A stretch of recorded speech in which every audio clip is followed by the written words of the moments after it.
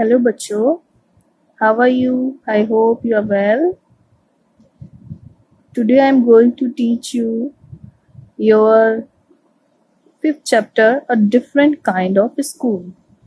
बच्चों, तो इस चैप्टर को मैं आपको लाइन वाइज नहीं समझाऊंगी, एक समरी वाइज आपको मैं इसको समझाऊंगी, तो आप ध्यान से सुनना।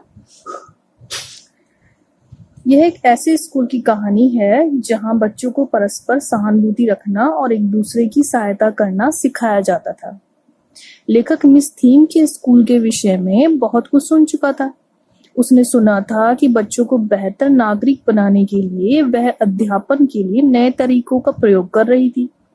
लेखक स्वयं उसे देखना चाहता था, अतः वह मिस थीम के स्कूल में देखने गए। स्कूल के अंदर प्रवेश करते ही लेखक की दृष्टि ऐसी लड़की पर पड़ी जिसकी आंखों पर पट्टी बंधी थी। एक छोटा लड़का फूलों की क्यारियों के बीच से सावधानी से उसे ले जा रहा था। फिर लेखक मिस बीम के पास आया, जिसने उसे बताया कि उसके पढ़ाने का तरीके सरल थे। केवल एक बात थी जो अलग थी। इस स्कूल का वास्तविक उद्देश्य, उसने कहा, बच्चों को विचार देने का उतना नहीं है जितना कि उन्हें स्वयं विचार करना और दूसरों की सहायता करना सिखाता है। मतलब कि मिस बीम का जो स्कूल था बच्चों, वो क्या था उसका वास्तविक उद्देश्य? उनको विचार देना तो है ही, सिर्फ उतना ही नहीं, उन्हें स्वयं विचार करना और दूसरों की सहायता करना भी सिखाना था। लेखक ने खिड़की के बाहर नजर डाली और उसे यह देखकर कुछ दुख हुआ। अब उसने क्या देखा जो उसे दुख हुआ? उसने देखा कि यद्यपि खुले मैदान में बहुत से प्रसन्न बच्चे थे, वे सारे उतने स्वस्थ और गतिशील नहीं दिख रहे थे। उसे दो और ऐसी लड़कियां दिखाई दी जिनकी आंखों पर पट्टी बंधी थी। वहीं एक तीसरी लड़की बैसाखी लिए अन्य बच्चों को खेलता देख रही थी। लेखक हैरान रह गया जब मिस बीम ने उसे बताया कि बैसाखी लिए लड़की लंगड़ी नहीं थी। जिन लड़कियों की आंख पर पट्टी बंधी थी उनकी आंखों में कोई खराबी नहीं थी। यह तो उनका अध्यापन नीति का महत्वपूर्ण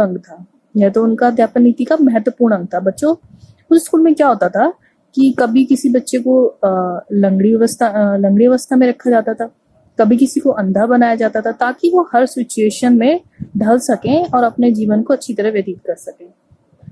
बच्चे दुख का सही मूल्यांकन कर सकें और उसे समझ सकें, इसके लिए स्कूल बच्चों को दुख बांटना सिखाता था।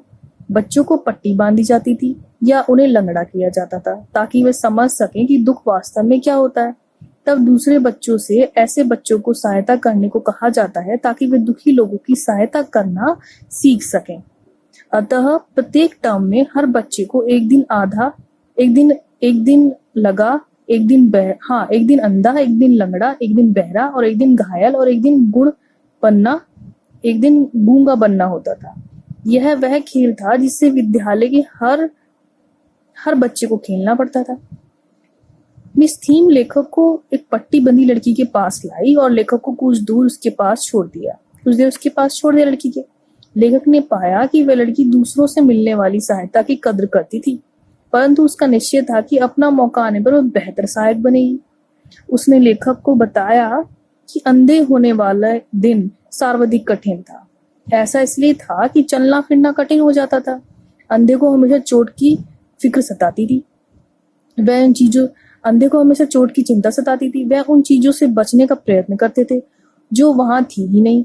लेखक कुछ देर के लिए लड़की को टहलाने लगा।